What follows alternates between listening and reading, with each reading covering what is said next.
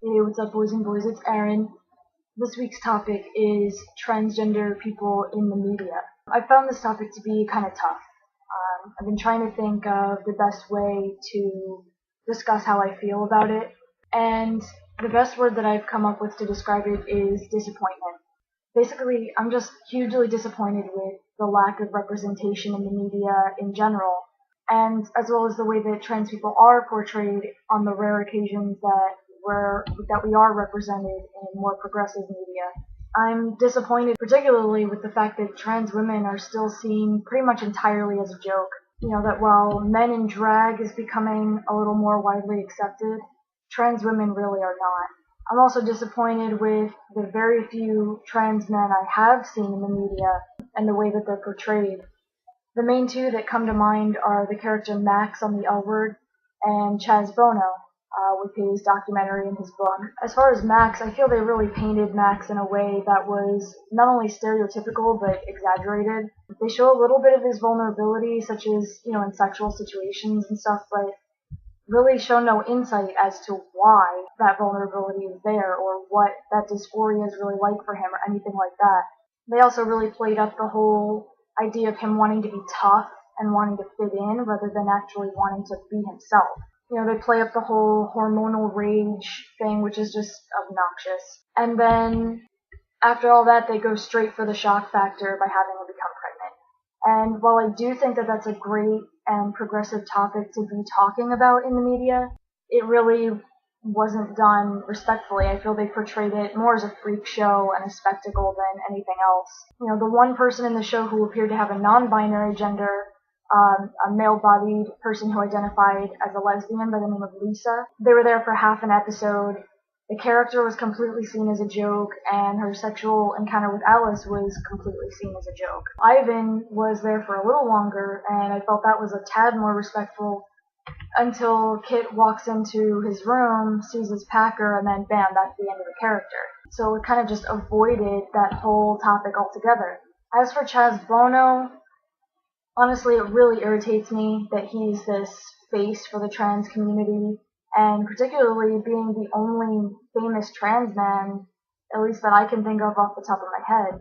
Good Morning America at one point referred to him as the most public face of the transgender community. And, considering he's white, rich, famous, and misogynistic, I really don't want him speaking for me. But nonetheless, I've had more than a few people that I've come out to respond with, oh, just like Chaz Bono. And it kind of just irritates me that the media constantly refers to him as a woman, uses the term sex change instead of transition, and honestly portrays him as a freak show and a spectacle as well, and it's like he doesn't even realize it. He does have this fantastic opportunity to educate people, and instead he plays into sexist stereotypes and, talking about how he can't relate to women because they talk too much, and just silly things like that are really like, it's not giving a good representation basically of what it really is like to be transgender. He just kind of plays into that misogyny, and it's not helping.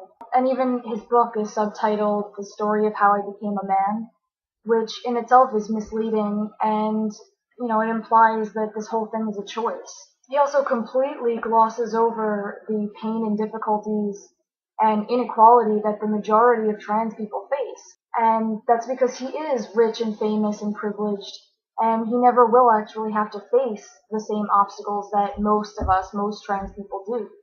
Aside from that, I'm just disappointed at the lack of representation altogether.